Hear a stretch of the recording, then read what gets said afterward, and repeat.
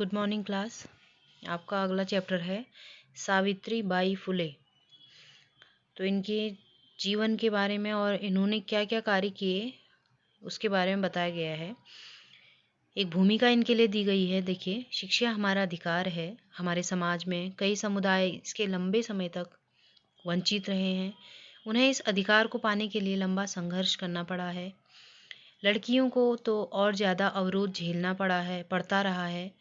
प्रस्तुत पाठ इस संघर्ष का नेतृत्व करने वाली प्रातः स्मरणीय एवं अनुकरणीय अर्थात बहुत महान और जिनका अनुकरण किया जाए ऐसी महिला शिरोमणि अर्थात महिलाओं में जो उच्च है, सर्वश्रेष्ठ है, महिला शिरोमणि सावित्री बाई फुले के योगदान पर केंद्रित है। तो इन्होंने शिक्षा के प्रति क्या अपना योगदान दिया, कितना महत्वपूर्ण भूमिका इन्होंने निभाई, उसके बारे में इस पाठ में बताया गया है। ऊपरी निर्मित चित्र पश्चिम। देखिए, ऊपरी निर्मित चित्र अर्थात इस चित्र को देखिए। देखिए, एक महिला जो है वो रास्ते से एक विद्यालय की ओर जा रही, जहाँ 4 बालिकाएं दिखाई गई हैं और कोई ऊपर से, देखिए, ऊपर खड़ा, रास्ते के ऊपर खड़ा व्यक्ति एक पत्थर फेंक रहा है और नीचे वाला कंकड़ या मिट्टी फेंक रहा है। तो इस चित्र के बारे में अब आपको बताया जाएगा।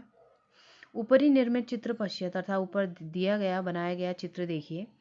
इदम चित्रम कस्याश्चित पाठशालाया वर्तते। यह चित्र किसी पाठशाला का है, किसी विद्यालय का है। इयम सामान्य पाठशाला नास्ति। यह कोई सामान्य पाठशाला नहीं है। इयम अस्ति महाराष्ट्रस्य प्रथमा कन्या पाठशाला। यह महाराष्ट्र के प्रथम कन्या पाठशाला है अर्थात पहली बालिकाओं के लिए पहला विद्यालय है। एक शिक्षिका मतलब एक अध्यापिका गृहात घर से पुस्तकानि आदाय चलती, पुस्तक लेकर चलती है। पुस्तकानि आदाय का अर्थ है लेकर, चलती है। मार्गे कश्चित तस्या उपरि धूलिम कश्चित च प्रस्तर खंडानम क्षिपति। मार्ग में कोई उसके ऊपर धूल के फेंकता है तो कोई पत्थर के टुकड़े फेंकता है। अर्थात मार्ग में उस शिक्षिका के ऊपर कोई धूल फेंक रहा है तो कोई पत्थर की विरोध कर रहे हैं कि शिक्षक ये क्या कर रही है, बालिकाओं को पढ़ा रही है। तो आगे देखिए, परम सा स्वदृढ़ निश्चयात न विचलती। लेकिन वह जो शिक्षिका है वो अपने दृढ़ निश्चय से नहीं विचलित होती है। स्वविद्यालय कन्या भी सविनोदम आलपंती सा अध्यापन संलग्ना भवती। तो वह अपने विद्यालय में कन्याओं को सविनोदम बहुत प्यार से हंसी मजाक के साथ पढ़ाती है और सा अध्यापन संलग्न और पूरी तरह से उन्हें हंसी मजाक के साथ पढ़ाने में लग जाती है। तस्या स्वकीयम अध्ययनम अपि सहैव प्रचलित।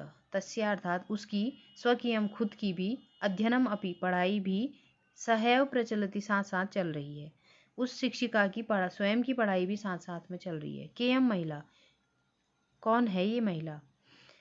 अपि यूयम इमाम महिलाम जानित। क्या आप इस महिला को जानते हैं? इयम एव महाराष्ट्र से प्रथमा महिला शिक्षिका। यह जो है महाराष्ट्र की सबसे पहली महिला शिक्षिका है, महिला अध्यापिका है, जिनका नाम है सावित्री बाई फुले। तो यह जो है ये महाराष्ट्र की सबसे पहली महिला अध्यापिका है जिनका नाम सावित्री बाई फुले है। जनवरी मासस्य तृतीय दिवसे, जनवरी मास के तीसरे दिन अर्थात 3 जनवरी को 1831 1831 तमे ख्रीष्टाब्दे महाराष्ट्र से। यह कब जन्म हुआ इनका? जनवरी मास के तीसरे दिवस अर्थात 3 तारीख को 1831 में महाराष्ट्र के नायगांवम नामनी स्थाने सावित्री अजायत। महाराष्ट्र के नायगांव नामक स्थान पर सावित्री का जन्म हुआ। तो सावित्री बाई का जन्म कब हुआ? 3 जनवरी 1831 को महाराष्ट्र के नायगांव नामक गांव में हुआ। तस्य माता लक्ष्मीबाई पिता च खंडोजी इति अभिहितौ। तो उनकी जो माता हैं वो लक्ष्मीबाई थी और पिता का नाम खंडोजी इस नाम से जानते थे। 9 वर्ष देशिया, 9 वर्ष की वह लड़की सा ज्योतिबा फुले महोदयन परिणीता। वह उनका विवाह 9 वर्ष की उम्र में ज्योतिबा फुले नामक व्यक्ति से हुआ। तो उनका विवाह 9 वर्ष में कर दिया गया। किससे किया गया? ज्योतिबा फुले नामक व्यक्ति से किया गया। सो अपि तदानीम 13 वर्ष कल्पः एव आसीत्। वह भी कौन? उनके जो पति थे जिनसे उनका विवाह हुआ, ज्योतिबा फुले भी तदानीम उस समय 13 वर्ष कल्पः 13 वर्ष के थे। 13 वर्ष के ही थे। यतो हि सः स्त्री शिक्षायाः प्रबलः समर्थकः आसीत्। वे भी स्त्री शिक्षा के प्रबल समर्थक थे। तो वह भी, उनके पति भी क्या चाहते थे कि स्त्रियों को शिक्षा मिलनी चाहिए। तो वे भी, यतो हि वे भी स्त्री शिक्षा के बहुत बड़े समर्थक थे। अतः इसलिए सावित्र्याः मनसि स्थिता अध्ययन अभिलाषा उत्साहं प्राप्तवती। इसलिए सावित्री के मन में जो पढ़ने की जो इच्छा थी, वह इच्छा और भी अधिक बढ़ गई। ठीक है, उनको और भी पढ़ने के लिए उत्साह उत्पन्न हो गया, क्योंकि उनके जो पति थे वह भी स्त्रियों को पढ़ाने में बिल्कुल संतुष्ट थे, वो भी पढ़ाना चाहते थे। तो इसलिए सावित्री के मन में स्थित जो अध्ययन की जो इच्छा थी, वो उन्हें और भी उत्साह मिला। इतः परम सा साग्रहम आंग्ल भाषायाम अपि अध्ययनम कृतवती। इसके बाद उन्होंने आग्रह पूर्व, अर्थात अपने पति का आग्रह मिलकर, साथ उनका एक सहारा मिलकर के उन्होंने आंग्ल भाषा में भी अध्ययन किया, अंग्रेजी की भाषा में भी अध्ययन किया। 1848 तमे ख्रीष्टाब्दे पुणे नगरे सावित्री ज्योतिबा महोदयेन सह कन्यानां कृते प्रदेशस्य प्रथमं विद्यालयम् आरभत।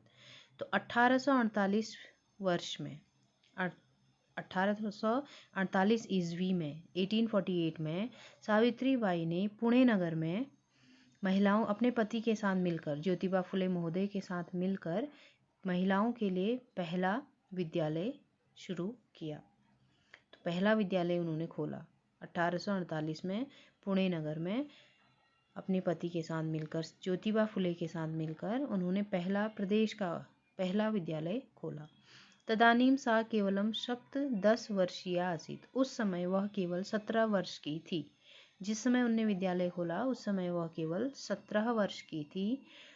1851 तमे ख्रीष्टाब्दे अस्पृश्यत्वात् तिरस्कृतस्य समुदायस्य बालिकानां कृते पृथक्तया अपरः विद्यालयः प्रारब्धः। 1851 ईस्वी में उन्होंने छुआछूत के कारण, तो उस समय क्या चलता था, जाति के आधार पर भेदभाव चलता था। उच्च वर्ग के जो थे, जाति के थे जो, उनको अलग रखा जाता था और निम्न को अपने पास वह नहीं आने देती। तो इसे कहते हैं अस्पृश्यता।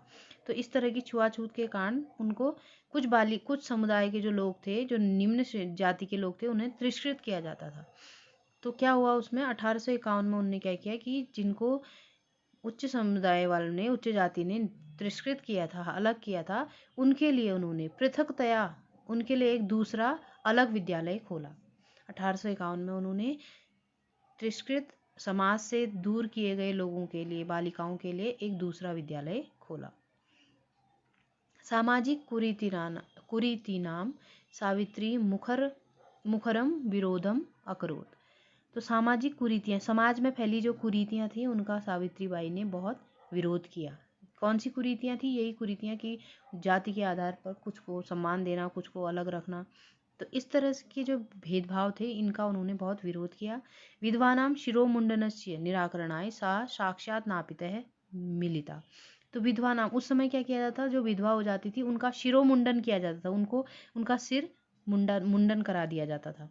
तो विधवाओं की सिर मुंडन करवाने की जो परंपरा थी, उसको दूर करने के लिए वे साक्षात नापितः मिलता, मतलब नाइयों से मिली। नाइयों, जो नाई बार्बर होते हैं, तो उससे विधवाओं को की ये जो प्रथा थी, विधवाओं का सिर मुंडन कराने की जो कुरीति थी, इस कुरीति के लिए वह सीधे जाकर नाइयों से मिली।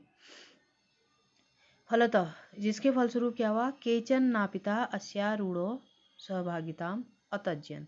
तो जिससे क्या हुआ, केचन मतलब कुछ नाइयों ने इस परंपरा में अपनी सहभागिता को त्याग दिया। मतलब कुछ नाइयों ने क्या किया कि सावित्री बाई फुले से कहा कि आप बिल्कुल सही कहती हैं, हम आज से किसी भी विधवा का मुंडन नहीं करेंगे। तो उनका साथ दिया। एक बार सावित्र्या मार्गे दृष्टम यत् कूपम निकषा शीर्णवस्त्रावृता तथा कथिता निम्न जातियाः काश्चित् नार्यं जलम पातुम याचन्ते स्म। तो एक बार उन्होंने देखा, सावित्री मार्गे दृष्टम, रास्ते में देखा कि यत् की कूपम निकषा, कुएं के पास, कूपम निकषा मतलब पास, शीर्ण वस्त्रावृता मतलब फटे पुराने वस्त्रों वाली, तथा कथितम कोई, ठीक है, कोई निम्न जाति की न काश्चित नार्यम, कोई नारी मतलब कोई स्त्रियां जल पीने के लिए याचनते स्म, प्रार्थना कर रही थी। तो एक बार उन्होंने देखा रास्ते में कि कुएं के पास फटे पुराने वस्त्रों वाली कुछ निम्न जाति की जो नारियां स्त्रियां थी वह जल पीने के लिए प्रार्थना कर रही थी। उच्च वर्गीय उपहासम कुर्वन्त, और उच्च वर्ग के जो लोग थे वे उनका उपहास कर रहे थे अर्थात उनकी मजाक उड़ा रहे थे। कूपात जलोद्धरणम अवारयन, ठीक है, उन्हें कुएं से पानी निकालने के लिए मना कर दिया गया। अवारयन मतलब मना करना। कूपात जलो उद्धरणम, जल निकालना, जलो उद्धरण मतलब पानी निकालना। तो कूपात कुएं से जल निकालने के लिए अवारयन उन्हें मना कर दिया गया। सावित्री एतत् अपमानम शोडुम नाशक्तो न, तो सावित्री ने यह जो अपमान था उन्हें सहन नहीं हुआ, इस तरह का उन भेदभाव सहन नहीं हुआ। सा ता स्त्रियः निज गृहम नीतवती, वह उन स्त्रियों को निज गृहम अपने घर ले गई। सावित्री उन स्त्रियों को अपने घर ले गई। तड़ागम दर्शयित्वा, तालाब दिखाते हुए, अकथयत कहा, च यत यथेष्टम जलम नयत, यहाँ से जितनी इच्छा है उतना पानी पी लीजिए। तो अपने घर ले गई और तालाब दिखाकर बोली कि जितना पानी पीना है पी लीजिए। यथेष्टम मतलब जितनी इच्छा है उतना पानी पी लीजिए। सार्वजनिको अयम तड़ाग, यह जो तड़ाग है, यह तालाब जो है सार्वजनिक है मतलब सबके लिए है। अस्मात् जल ग्रहणे नास्ति जाति बंधनम, इसमें से जल ग्रहण करने में कोई जाति के आधार पर कोई बंधन नहीं है। इससे पानी पीने के लिए कोई भी बंधन नहीं है, इससे पानी ले जा सकते हैं। तया मनुष्याणाम समानताया स्वतंत्रयाश्च पक्षः सर्वदा सर्वथा समर्थितः, उनके द्वारा, तया मतलब उनके द्वारा, मनुष्याणाम समानताया लोगों की समानता के लिए, और स्वतंत्रतया च और स्वतंत्रता के लिए के पक्ष में हमेशा समर्थन किया गया। सर्वदा सर्वथा हमेशा हर जगह समर्थित अर्थात समर्थन किया गया। सावित्रीबाई के द्वारा मनुष्यों के, लोगों की समानता अर्थात सब में भेदभाव को दूर करने के लिए और आज़ादी दिलाने के लिए